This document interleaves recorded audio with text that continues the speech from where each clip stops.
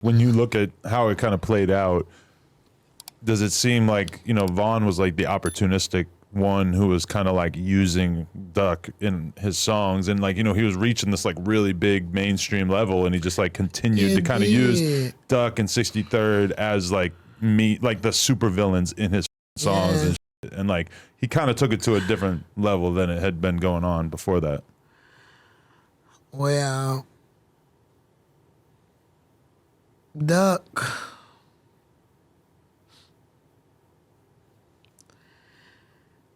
he listened to his mama. Like, I could tell my son something, he'll listen to me. And it was a time I felt like Vaughn was given the opportunity to get his family out of anything that would stop them from being anything but great. And I feel like he just fumbled the ball. Like, he was the bag. Like, there's no way you don't protect the bag. There's no way that you don't make sure the bag ain't secured. Like, that whole situation with that baby is ridiculous, okay? Like, that shouldn't have never happened. And that just goes back for me, like, if y'all look, and I'm gonna speak on this, like, if y'all look at these songs that these babies be rapping about, and I'm talking about my son and his oppositions, or the people he genuinely was into it with, I just feel like that baby was out. This is how I feel as a mother, because there's no way Duck would have did the things if he was in the position that Vaughn was in. He would have never fumbled the ball like that, because if you realize Duck been rapping since 2010. Y'all just heard of Vaughn in 2017. So Duck had 7 whole years on him in this. He knew what it was like to work your ass long term as a rapper, Yes, whereas Vaughn, it kind of happened super quickly. And I said a prayer a long time ago when he made that Right Now song. I ain't trying to box right now. I say, with the stuff that's going on, and I was like, I'm real spiritual. My God and my understanding, he might answer my prayers. Probably not when I want him to, but they get answered. And I said, if my son got to sell his soul, I hope he never gets signed. That was in 2014. 2016, Duck came to me. He said, if I'm not signed by 2015, he said, if I'm not signed by 16, I'm stop rapping. I say, well, shit, what else you gonna do? You don't do nothing else. Like, you gonna work, get a job. You're not a drug dealer. Like, there's nothing else for you to do.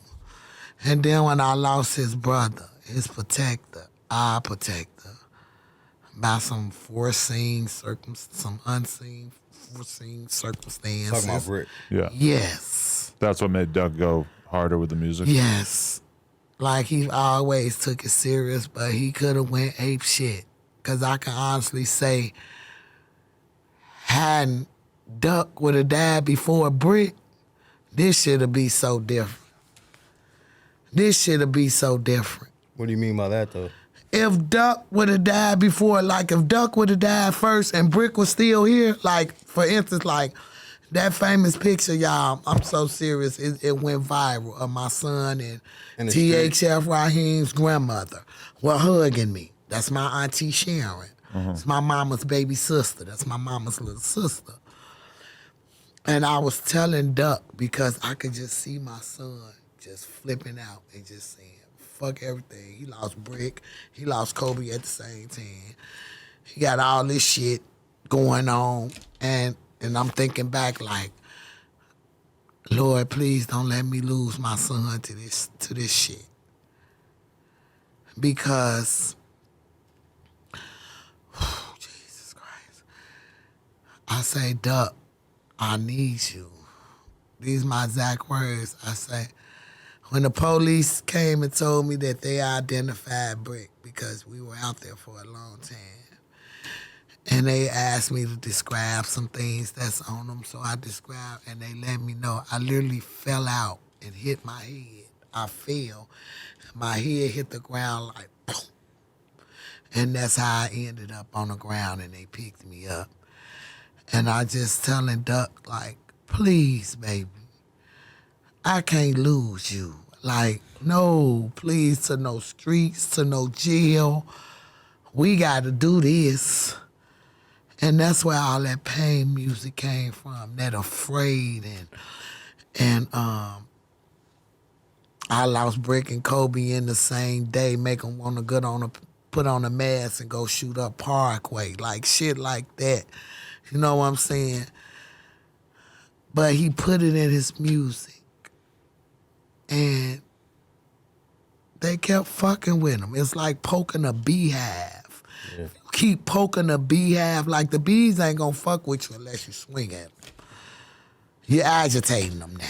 But like the fan base of drill music doesn't really reward you for being mature and responsible. I know. You know? And that's what Duck was trying. It could.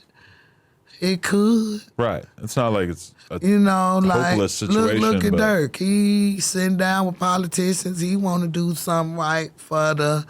But when Duck was doing it, oh no, fuck him, bitch ass. Ain't no peace treaty. Like my son caught a lot of black backlash from his own people from that Chicago legend shit.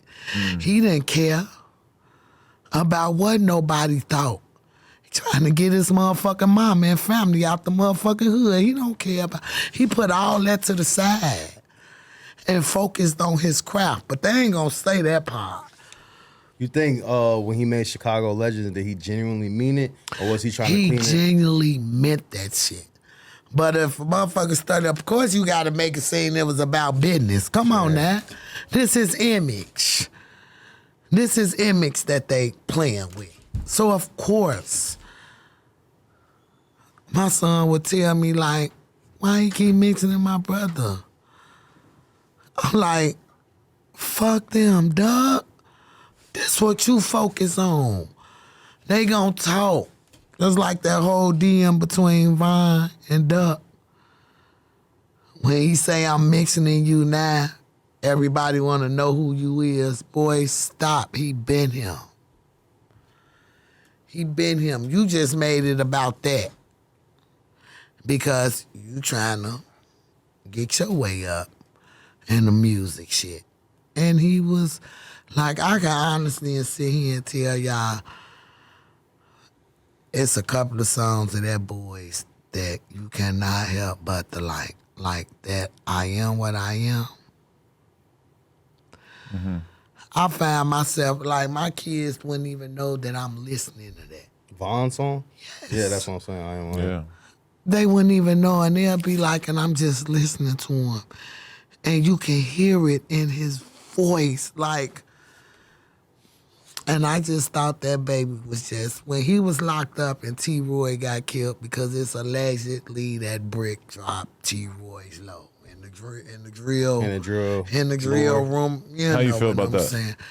I think it's a bunch of bullshit knowing my son. Mm-hmm. You know what I'm saying? But hey, I wouldn't put shit past nobody but me knowing my son. I just couldn't see that, because if he would have saw that boy knowing how this shit is, Brick would have got out on him himself. That's why I can't shake that. I'm not saying it didn't happen. I just know my son. I need everybody to check out NoJumper.com. We officially started a blog. It has in-depth articles about current events, music, etc., plus all of our content in terms of podcasts, interviews, etc. And you can get some exclusive new merch if you check out NoJumper.com. So make sure you tap in.